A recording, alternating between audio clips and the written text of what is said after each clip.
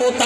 اس لیے عبداللہ ابن حذافہ نے کہا ٹھیک ہے یہ کام میں اور میرے ساتھی کرنے کو تیار ہیں. لہذا اڑتے ہیں اور اس عیسائی بادشاہ کے سر کا بوسہ لیتے ہیں, اس کی پیشانی کا بوسہ لیتے ہیں. جیسے ہی بوسہ لیا اس کو چھوڑ دیا, اور جتنے لوگوں نے بوسہ لیا ان سب کو ان کے ساتھ چھوڑ دیا. جب یہ لوگ وہاں سے چلے, ادھر امیر المومنین حضرت عمر فاروق رضی اللہ تعالیٰ عنہ کو پتا چلا کہ عیسائی بادشاہ نے یہ کہا تھا کہ ہمارے سر کا بوسہ لو تو ہم تمہیں چھوڑیں گے, اور ان سب نے بوسہ لیا. تو حضرت عمر بھی جانتے تھے کہ یہ کوئی غلط چیز نہیں ہے, اپنی جان بچانے کے لیے اتنا اگر کر دیا تو کوئی غلط نہیں کیا. مدینے کے بارڈر پہ کھڑے ہیں. جب عبداللہ ابن حذافہ اور ان کے ساتھی مدینے میں تشریف لاتے ہیں تو جتنے بھی ساتھی حضرت عمر کے ساتھ تھے, حضرت عمر نے سب سے پہلے ان لوگوں کی پیشانی کا بوسہ لیا, اور عمر فاروق کے ساتھ جتنے لوگ تھے تمام کی تمام لوگوں نے عبداللہ ابن حذافہ اور ان کے ساتھیوں کی پیشانی کا بوسہ لیا.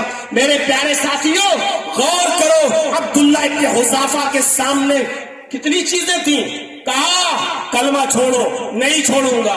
مجھے سجدہ کر لو, نہیں کروں گا. ان کی آنکھوں کے سامنے ایک آدمی کو جلا کر ٹکڑے ٹکڑے کر دیا گیا. یہ سزا دیکھنے کے بعد بھی کہا ارے یہ تو میں ہر نماز میں تمنا کرتا ہوں, اللہ سے دعا کرتا ہوں کہ اللہ مجھے موت نہ آئے جب تک کہ میرے ایک ایک جسم کے حصے کو شہادت نہ مل جائے. تو مجھے یہ چھوٹی چھوٹی سزاؤں سے ڈراتے ہو.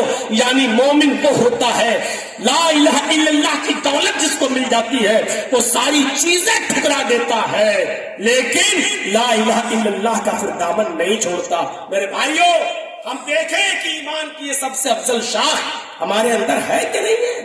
یہ لا الہ الا اللہ پڑھنے کا مطلب, اقرار کرنے کا مطلب یہ ہے کہ آپ نے پورے دل جمعی کے ساتھ آپ نے اقرار کر لیا کہ اللہ کے علاوہ ہمارا کوئی معبود نہیں ہے, اور صرف ہمارا بھروسہ اللہ ہی کی ذات پر ہے, اللہ ہی کی ذات پر آپ کا اعتماد ہے.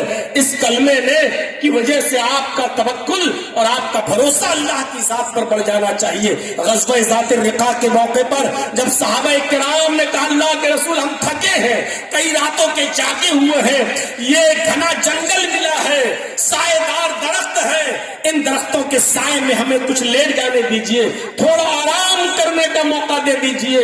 آپ نے کہا جاؤ تھوڑی دیر آرام کر لو. سارے صحابہ ایک ایک درخت کے نیچے آرام کرنے کے لیے لیٹ گئے. اللہ کے رسول بھی ایک درخت کے سائے میں آرام کرنے کے لیے لیٹ گئے اور اپنی تلوار ایک درخت کے اوپر لٹکا دی. غور کیجئے میرے بھائیوں, ایک اعرابی, ایک بدوی, ایک دیہاتی آیا اور اس نے نبی اکرم کی تلوار کو اتار کر جمپ لگائی اور نبی اکرم کے سامنے کھڑا ہو گیا اور پوزیشن بھی سنبھال لی, اور پوچھا میں یمنعک منی یا محمد, اے محمد بتاؤ تمہیں میرے ہاتھ سے کون بچائے گا. لفظ اللہ, لا الہ الا اللہ میں جو لفظ اللہ آ رہا ہے میرے بھائی جو تصور کرو کہ ہمیں کیا درس دیتا اور کیا سکھاتا ہے. اس نے پوزیشن لے لی. صرف تصور کرو کہ ایک آدمی تلوار لیے کھڑا ہے, پوزیشن لیے کھڑا ہے, بس حملہ کرنے کی دیر ہے, اس کا نشانہ سد چکا ہے نبی اکرم کی طرف, تیز چلاتا ہے میں یمنعک منی یا محمد, بتاؤ اے محمد تمہیں میرے ہاتھ سے کون بچائے گا. اور اس موقع پر مسکراتے ہوئے جواب دینا اور یہ کہنا اللہ اللہ, مجھے وہ اللہ ہی بچائے گا. کون بچائے گا؟ اللہ. یہ درس دینا کہ لا الہ الا اللہ کی ذات وہ نہیں ہے کہ بس اللہ اللہ کہتے رہو.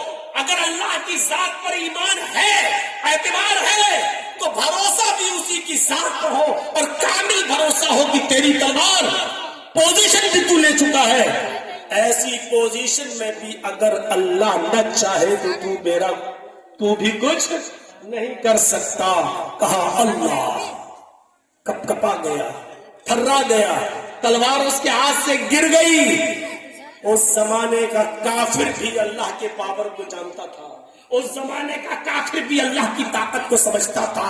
بھلے ہی آج کے مسلمان اللہ رب العالمین کی طاقت کا مذاق اڑائیں, بھلے ہی آج کا مسلمان اللہ رب العالمین کے توکل اور بھروسے کا تمسخر اڑائے, بھلے ہی آج کا مسلمان اللہ رب العالمین کو سپر پاور نہ سمجھے, لیکن اس زمانے کا کافر بھی اللہ کو اتنا سپر پاور جانتا تھا. وہ جانتا تھا کہ محمد رسول اللہ نے جو توکل کیا ہے وہ کسی معمولی ذات پر نہیں کیا ہے, بلکہ اس ذات پر کیا ہے جو سب کچھ. تلوار اس کے ہاتھ سے گر گئی, محمد رسول اللہ نے وہ تلوار اٹھائی. اب اس سے سوال کیا, اب تو بتا کہ تجھے میرے ہاتھ سے کون بچائے گا, اب تو بتا کہ تجھے میرے ہاتھ سے کون بچائے گا. اور اس نے کہا کوئی نہیں, آپ ہی کے ہاتھ میں تلوار ہے, آپ ہی چھوڑ سکتے ہیں مجھے. میرے بھائیوں, غور کرنے کی چیز ہے کہ یہ لا الہ الا اللہ ہمیں کیا درس دیتا ہے. یہ کلمہ ہے ہی ایسا, آدم سے لے کر محمد صلی اللہ علیہ وسلم تک جتنے بھی پیغمبر آئے, اسی کلمے, اسی لا الہ الا اللہ, اللہ کی عبادت سے ہمیں اور آپ کو سب کو جوڑتے رہے. اور اگر ایسا نہ ہوتا تو اللہ تعالیٰ قرآن میں تمام لوگوں کو اس بات کا نمنترن اور دعوت بھی نہیں دیتا. قُلْ يَا أَهْلَ الْكِتَابِ تَعَالَوْا إِلَىٰ كَلِمَةٍ سَوَاءٍ بَيْنَنَا وَبَيْنَكُمْ. اے محمد صلی اللہ علیہ وسلم کہہ دو, اے اہل کتاب, اے یہودیوں, اے عیسائیوں, اے اہل کتاب, اے وہ لوگوں جن کو کتاب دی گئی ہے, آؤ ایک ایسے کلمے کی طرف, تعالوا الی کلمۃ سواء بیننا و بینکم, آؤ ایک ایسے کلمے کی طرف جو ہمارے اور تمہارے درمیان مساوی ہے, جو ہمارے اور تمہارے درمیان برابر ہے. اور وہ کلمہ کیا ہے؟ اللہ نعبد الا اللہ, کہ ہم اللہ کے علاوہ کسی کی عبادت نہیں کریں گے, ہم ایک ہی اللہ کی عبادت کریں گے, اسی کو اپنا مالک مانیں گے, اسی کی عبادت کریں گے, اسی کو ہم اپنا معبود جانیں گے. یعنی آؤ اس اقرار کی طرف, لا الہ الا اللہ. میرے بھائیوں, مختصراً یہ کہ یہ کلمہ کوئی معمولی کلمہ نہیں ہے.